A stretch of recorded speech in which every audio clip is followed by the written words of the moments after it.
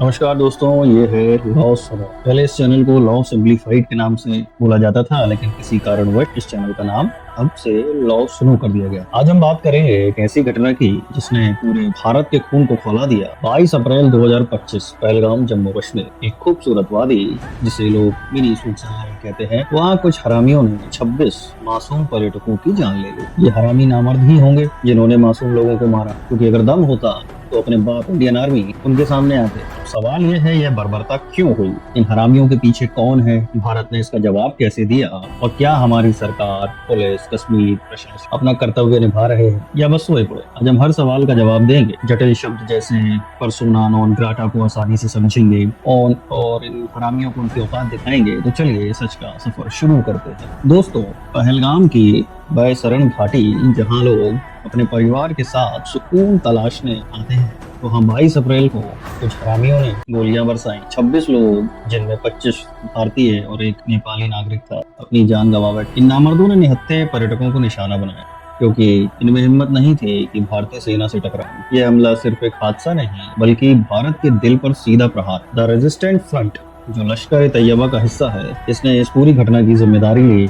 और ये लश्कर कहाँ से चलता है, ये सभी को पता है, पाकिस्तान से। इसे हम आतंकवाद प्रयोजक कहते हैं, यानी एक देश जो इन हरामियों को पैसा, हथियार, प्रशिक्षण देता। अब सवाल उठता है कि क्या यह महज इत्तेफाक है या इन हरामियों की कोई बड़ी साजिश? तो सोचिए दोस्तों, एक पर्यटन स्थल जहां हजारों लोग आते हैं, वहां इतना बड़ा हमला कैसे हो? क्या हमारी सुरक्षा एजेंसियां सो रही थी? क्या कश्मीर की स्थानीय पुलिस को नामर्दों की भनक तक नहीं थी? भारत ने इस बार शब्दों से नहीं, कार्यों से जवाब दिया। सुनिए क्या क्या किया गया, और इसी के साथ कुछ टेक्निकल शब्द वर्ड्स को भी समझेंगे। तो सबसे पहले देखें, सिंधु जल संधि को स्थगित किया गया भारत के द्वारा। अब सिंधु जल संधि क्या है? यह 1960 का समझौता है, जिसके तहत भारत अपने हिस्से की नदियों का पानी पाकिस्तान के साथ बांटता था। अब भारत ने इसे स्थगित कर दिया।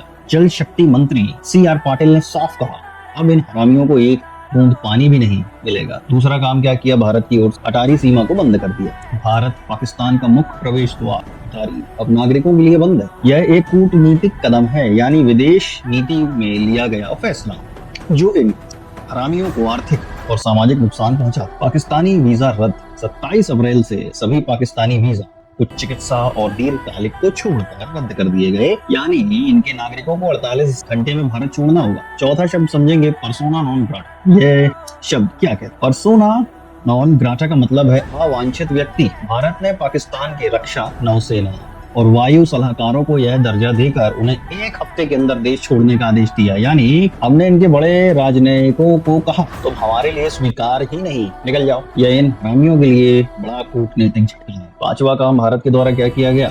सुरक्षा अभियान तेज कर दिया गया। सेना प्रमुख जनरल उपेंद्र द्विवेदी ने कश्मीर में स्थिति की समीक्षा की। जम्मू कश्मीर पुलिस ने 3 आतंकवादियों के स्केच जारी किए, जिनमें 2 पाकिस्तानी हैं, और 20 लाख का इनाम रखा। से खुफिया अभियान कहते हैं, यानी गुप्त जानकारी इकट्ठा कर इन हरामियों को पकड़ने की रणनीति। दोस्तों, ये कदम छोटे नहीं है, लेकिन सवाल यह है, क्या यह इन नामर्दों और इनके आकाओं को रोकने के लिए काफी है?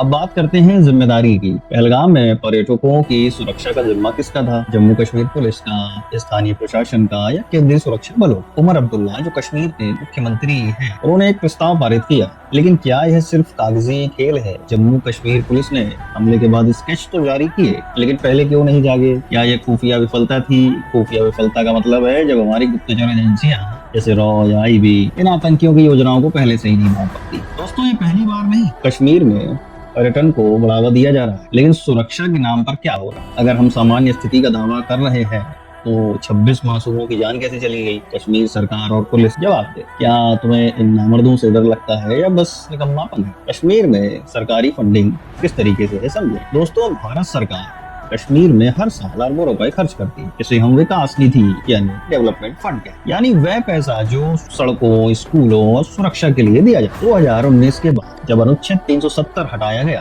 केंद्र ने कश्मीर के लिए 80,000 करोड़ रुपए से ज्यादा पैसा दिया। फिर भी इन हरामी आतंकियों ने पहलगाम में मासूमों को मारा। सवाल यह है, यह पैसा कहाँ जा रहा है? क्या यह पैसा सही जगह पहुंच रहा है या सिर्फ कागजों में विकास हो रहा है। जनता का पैसा है, जनता को जवाब तो चाहिए। दोस्तों, इन नामर्द आतंकियों और इनके आका पाकिस्तान को सबक सिखाने के लिए भारत को और कदम उठाने होंगे। कुछ सुझाव इस तरीके से हो सकते हैं। पहला क्या कर सकते हैं, आर्थिक नाकेबंदी। इसका मतलब है पाकिस्तान के साथ हर तरह का व्यापार पूरी तरह बंद कर। इनकी अर्थव्यवस्था पहले ही डगमगा रही है, इसे और कुचल दे। दूसरा, अंतर्राष्ट्रीय दबाव कैसे डाला जा सकता है। संयुक्त राष्ट्र और FATF जैसे मंचों पर पाकिस्तान को आतंकवाद प्रायोजक साबित करे। FATF यानी फाइनेंशियल एक्शन टास्क फोर्स एक संगठन है जो आतंकवाद की फंडिंग को रोक।